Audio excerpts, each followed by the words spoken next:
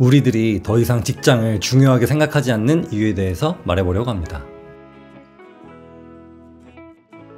저도 여러분들과 같은 직장인으로서 제가 느끼고 있는 것들에 대해 말씀드려보려고 합니다. 요즘은 진급에 대한 욕심이 별로 없죠. 진급을 시켜준다면 오케이. 하지만 진급을 위해서 내가 이 회사에 내 인생을 몰아넣지는 않겠다라는 게 전반적인 문화로 자리 잡았습니다. 심지어 부장님들도 임원 진급을 하기 싫어해요. 임원은 매년 재계약하는 계약직입니다. 그런데 부장은 쉽게 못 잘라요. 노동법 때문에 희망퇴직 같은 어떤 정당한 절차를 거쳐야 하지만 임원은 그냥 재계약 안 하면 끝입니다. 우리가 또 직장에 어떤 열정이나 애정이 없는 이유는 바로 노동소득의 가치가 떨어졌기 때문입니다. 그러면 떨어진 게 있으면 올라간 게 있어야겠죠? 그럼 뭐가 올라갔을까요? 자산소득의 가치가 많이 올라갔습니다. 하나 더, 사회 흐름이 너무 빠르다 보니까 내가 이 직장에 있는 게 잘하는 건가? 라는 어떤 의구심도 있어요.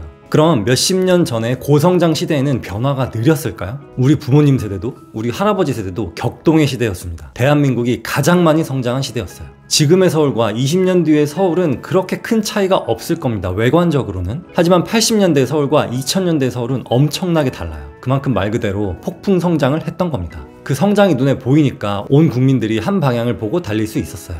지금은 저성장 시대인데요.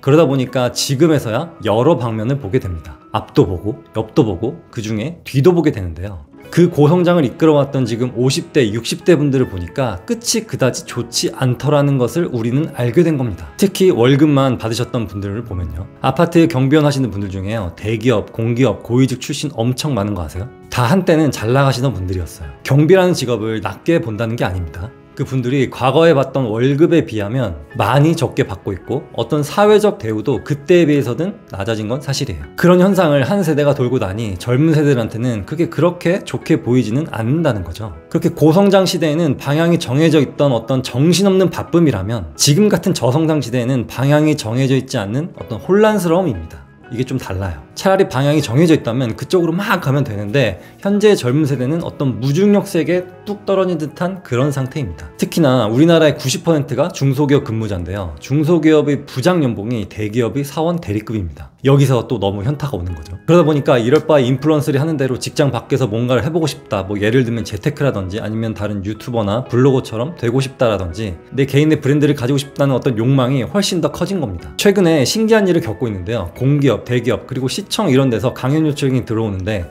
작년만 해도 대부분 슬기로운 조직 생활에 대한 그런 게 주제였는데 지금은 그냥 대놓고 재테크 강의 요청을 주십니다. 공무원분들을 상대로 재테크 강의를 한다는 게 강의를 하는 제 입장에서도 좀 의아했어요. 그래서 제가 다시 물어봤어요. 진짜 재테크 강의를 하나요? 라고 물어보니까 그분들이 왜 퇴사율이 높아지고 열정이 사라졌는지에 대한 원인을 파고 봤더니 자신의 업무는 자본주의와는 좀 떨어져 있는 그런 돈을 벌 수 있는 기회와는 멀어져 있다 보니까 그냥 계속 나간다라는 거죠. 그래서 아예 주기적으로 이런 교육을 해줌으로써 직장을 다니면서 재테크를 할 수 있는 기회를 대놓고 주는 게 더 맞다라는 결론을 도출해낸 겁니다. 예전에는 회사 다니면서 뭐 아파트 산다 이러면은 그냥 도둑놈, 뭐 논팽이 이런 소리 들었어요. 회사일 안 하고 아파트를 사? 말도 안 돼 막 그랬죠. 예전에는 선택의 여지가 없었어요. 하지만 지금은 우리가 선택할 수 있습니다. 직장이 너무 좋으면 직장에서 성과를 내고 높은 자리로 가는 거고요. 직장에서 뭔가를 바라지 않고 나는 딱 주어진 일만 하겠다 하시는 분들은 그 나머지 시간에 뭔가 해보고 싶은 것들을 하셔도 됩니다. 정답은 없는 거예요. 하지만 가장 안 좋은 것은 회사는 회사일대로 안 하고 또 나에 대한 어떤 자기 개발도 전혀 안 하는 게 최악이에요. 여러분들은 어떤 선택을 하실 건가요? 지금 좀 혼란스럽기는 해도 우리가 갈 수 있는 방향은 딱 한 방향입니다. 여러 방향을 동시에 쳐다볼 수는 있지만 여러 방향을 동시에 갈 수는 없어요. 만약에 여러분이 가고 싶은 그 길이 부자가 되는 길이라면 직장의 커리어로서 성공을 할 것인지 아니면 재테크로서 아니면 뭐 다른 사업으로서 성공을 할 것인지 정하셨으면 좋겠습니다. 만약에 정하셨다면 여러분이 가는 그 길에 조금이라도 제가 도움이 되어드리기를 소망합니다. 감사합니다.